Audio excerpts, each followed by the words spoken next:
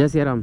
फिर से आज एक कंप्लेन आई है हमारे पास जो कि जनरेटर का है, और वो भी मतलब समथिंग दुकान से 2 किलोमीटर के बगल पे है। तो हम दुकान से तो पहले ही निकल चुके हैं, लेकिन आज मैं आपको बताऊं कि ये जनरेटर काफ़ी दिनों से रखा हुआ था, जिसके कारण से इसमें सप्लाई नहीं बन पा रही है, यानी कि इसमें करंट आउटपुट नहीं हो रहा है।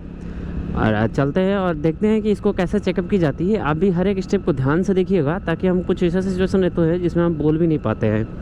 तो आखिरकार जनरेटर अगर आपकी करंट न दे, जैसे आपकी वो 2 kVA की हो या आपकी हाफ की हो, सॉरी हाफ की तो आती नहीं है, 2.5 kV की आती है, और लोड प्लेट वाली 2.5 kV से नीचे की नहीं आती है। और आपका 5 kV का हो, 8 kV का हो, जो भी हो, सेम अकॉर्डिंग और सेम जो भी मतलब विधि आपको बता रहा हूँ अभी, सेम टू यू सारी की सारी अप्लाइज वही होती है, और वैसे ही आपकी सारी की सारी चेकअप की जाती है।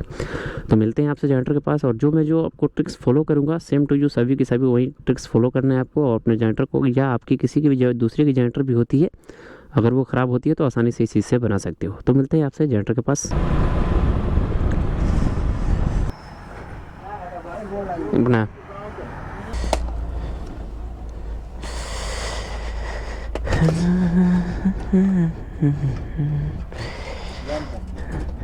कहने की क्या दिक्कत बा? हाँ हाँ, तो सब कुछ तो नीचे से सही है, पता होता ना कहीं स्टार्ट हो लगा ना ठीक हो लगा। तो हमने यही लगे कन 100 वाट का बॉल लगा लो, सब कुछ बुझा है। अच्छा, हम कहने कि अब उहे का बताया, हमने सीएफएल लगाए से भड़का दी से तो कोनो फायदा नहीं। चालू कर दिया।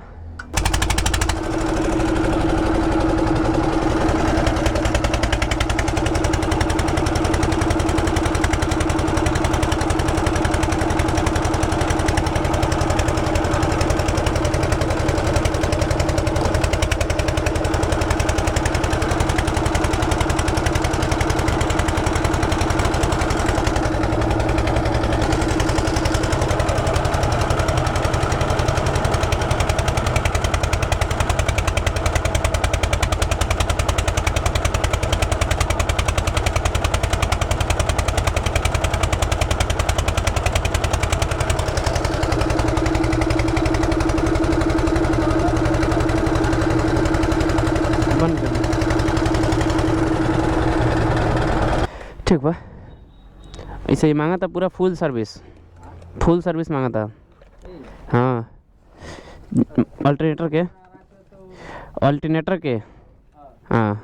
तो जैसा कि आपने देखा कि हमने जनरेटर का अल्टरनेटर तो सही कर लिया, इसमें प्रॉब्लम कुछ नहीं था। देखो क्या होता है, एक चीज़ मैं बता दूँ आपको कि अल्टरनेटर जब आप कुछ ज़्यादा दिनों से रखे रहते हो ना, तो उसमें जो सेकेंडरी और प्राइमरी कॉइल होती है, तो आपका प्राइमरी कॉइल जो होता है वो आपका करंट देता है, और जो सेकेंडरी कॉइल होता है वो आपका करंट नहीं देता, यानी मैग्नेट नहीं लेता है। तो हम लोग क्या करते हैं, उस जगह पे डायरेक्टली जाते हैं, और जो जनरेटर जब स्टार्ट हुई रहती है तो आपने देखा कि हमने एक इसमें ज़ोर से स्पार्क मारा, यानी कि दोनों वायर को एक साथ मैंने जैसे ही टर्चिंग कराया, तो उस समय में क्या होता है, अत्यधिक मैग्नेट उत्पन्न होता है अंदर, जिसके कारण से आपकी जितनी भी लूपिंग वगैरह होती है वो सारी की सारी लूपिंग वगैरह सही हो जाती है, और आपकी करंट बाहर आ जाती है। रीज़न ये होता है कि ज़्यादा दिनों से रखने के कारण से जो आपकी कॉइल होती है वो मॉइस्चराइज हो जाती है, और जितने भी जो मतलब जॉइंट होते हैं सारे के सारे जगह पर एक मतलब समझ लीजिए तांबे होते हैं, लेकिन उसमें भी एक कार्बन टाइप आ जाती है, जिसके कारण से आपकी पकड़ उसकी सही नहीं हो पाती है। तो हम लोग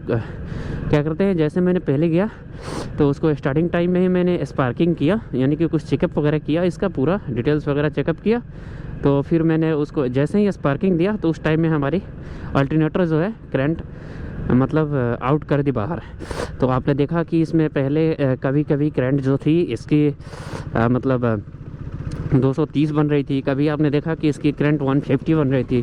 तो ये सब सारी की सारी जो भी कमी थी, ये जब जनरेटर जब लोड पे चलेगा कुछ देर समथिंग 5 से 7 मिनट, तो फिर ये आपकी प्रॉब्लम दूर हो जाएगी, और आपका जनरेटर जो होगा 220 करंट आउटपुट देता रहेगा।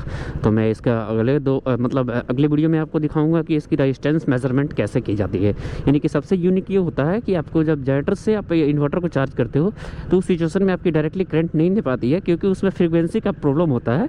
तो फ्रीक्वेंसी को कैसे सेटअप की जाती है जनरेटर में, वो मैं आपको अगले वीडियो में दूंगा। ये जानकारी आपको कैसी लगी? अगर आपकी भी अल्टरनेटर इस तरह से अधिक दिनों से रखी हुई है, चालू कंडीशन में आपकी अल्टरनेटर अधिक दिनों से रख दी गई है, जिसके कारण से आप जब उसको स्टार्ट कर रहे हो तो फिर करंट नहीं ले रही है, तो उस सिचुएशन में डायरेक्टली आप इस चीज़ को फॉलो कर सकते हो, आपकी जनरेटर सही हो जाएगी।